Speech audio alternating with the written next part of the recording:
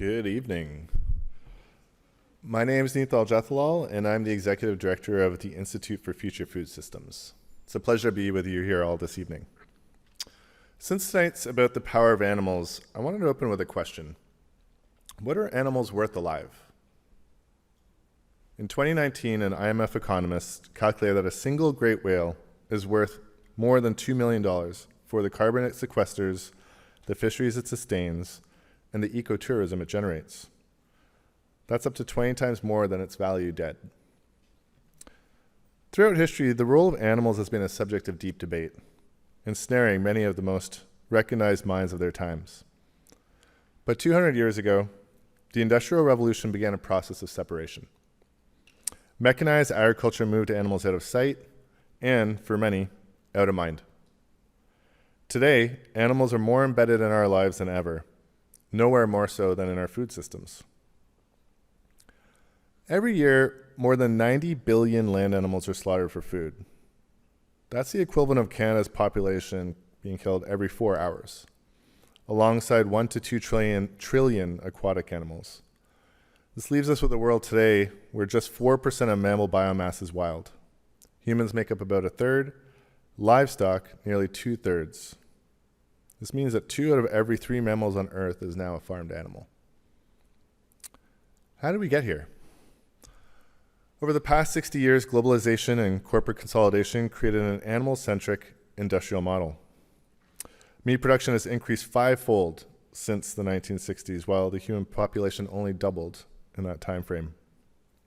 With incomes rising and urbanization accelerating, meat consumption is projected to double again by 2050. This is a profoundly inefficient system.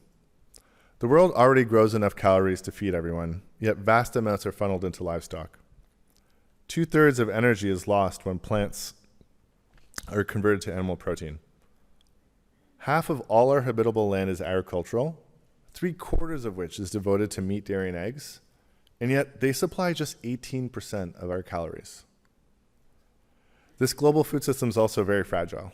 4 crops, rice, wheat, corn, and soy, make up about 60% of global calories, and their production is concentrated in just a handful of countries, with the US being the common denominator in each one of those crop groups. I'm sure it gives you all great comfort knowing that the global food system relies on American stability right now. Speaking of which, Canada relies on the US for about 2/3 of our vegetables and 1/3 of our fruit. And the free trade promise of staggering vast wealth for some of the more developing countries who first joined during the neoliberal regimes in the 80s and 90s fell short. Today, 40% of countries depend on imports for food, leaving them very exposed to shocks. Most cities can't even make it, let alone a week, if not days, without food supply coming in at some point. The costs of our increasingly animal-centric system are staggering. The Food System Economic Commission, which is a group of different multidisciplinary experts, estimates the hidden annual costs of our global food system to be between $12 and $15 trillion, putting it as arguably the largest market failure in the world today. These costs are borne by health systems, ecosystems, and generally all of us in society. In Canada, diet-related illnesses cost more than $80 billion annually. AMR, as you heard Dr. Weiss talk about, is projected to cost 1.5 to 3.5 trillion globally within 4 years. Some estimates, if that does not come down, have it in the tens, if not over $100 trillion by 2050. Ecologically, animal agriculture drives biodiversity loss, deforestation, freshwater depletion, but also human rights abuses are endemic in this system. Meatpacking is among the most dangerous industries in North America. Ranching displaces indigenous communities abroad, and up to 20 million different types of indentured labor is employed in the animal agricultural food chain or its associated areas. Plus, 1/3 of all food is lost or wasted each year, much of that tied to animal products as well. Shifting to fewer animals in the food system delivers wins across health, environment, and economy. As Dr. Kasama shared, plant-based diets prevent and even reverse chronic disease.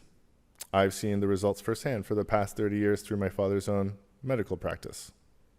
Hi, Dad. Globally, vegetarian and vegan diets are already 22 to 34% cheaper than current diets in high-income countries. This was huge research that came in 2021, and yet I still get asked regularly about this myth that getting rid of animals in your diet is more expensive somehow. Canada is well positioned right now to make this transformation. We're the world's largest producer of peas and lentils. We have a plant-based sector projected to add $15 billion to GDP and 50,000 jobs. Proteins Industry Canada has a $25 billion roadmap. And while this sector has taken a hit the past 2 years, that is the alt meat sector, globally it's still growing 3 to 5 times faster than conventional meat. And that's not really taking into account cellular agriculture and precision fermentation products that Nate was just speaking about. So why hasn't this transition moved faster? In a word, industry influence. Meat and dairy outspend plant-based foods by lobbying ratios of up to 100 to 1. They spend more on lobbying than oil and gas and the defense sectors. Subsidies to meat and dairy exceed those to alternatives by 800 to 1,200 times. The sector follows the playbook of asbestos, lead, and tobacco industries that came before it, funding research, co-opting scientists, and saturating schools and media with doubt. More recently, they've been waging an aggressive disinformation campaign against foods like plant-based meat alternatives, which, as research shows, are increasingly healthier than their animal analogs. The World Economic Forum ranked disinformation as the #1 global threat this year in the short term. And most of these campaigns by industry target plant-based foods, about 75% negatively. The other 25% pass around information supporting animal products. Beyond this industry resistance, we have faced 3 gaps. We have a knowledge gap. Surveys show around the world, thousands of people over many countries, that we are underestimating the impact of food as a powerful lever.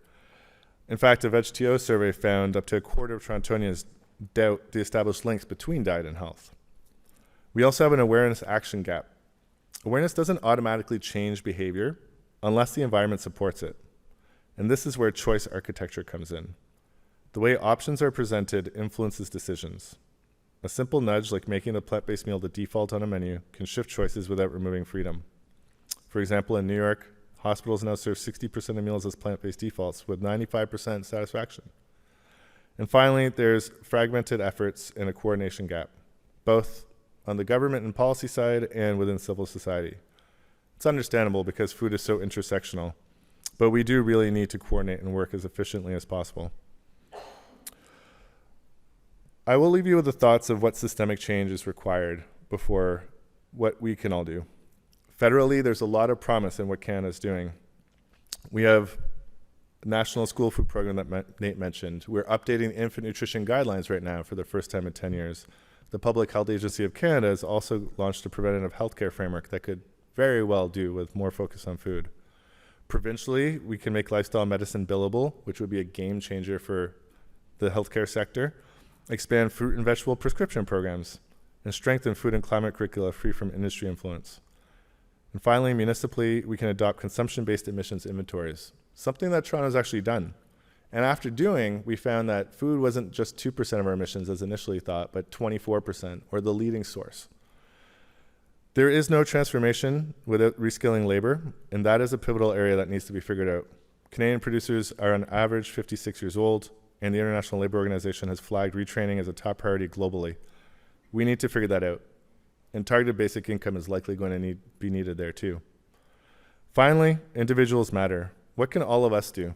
Not just voting with our dollar and our personal choices, but where can we exert some of our own influence? You can start by asking schools, hospitals, workplaces, and retailers to make healthier defaults. Help reshape the decisions of choice architects around you. Small interventions multiplied across millions of daily decisions create tipping points that shift norms. The truth is this: food is the most under-leveraged solution to some of today's crises. By valuing animals and nature alive, by recognizing the hidden costs of industrial animal agriculture, and by mobilizing the benefits of plant-based foods, we can build a system that is healthier, fairer, and more resilient. And Canada, as a leader in plant-based protein production, can help lead that transformation. Thank you.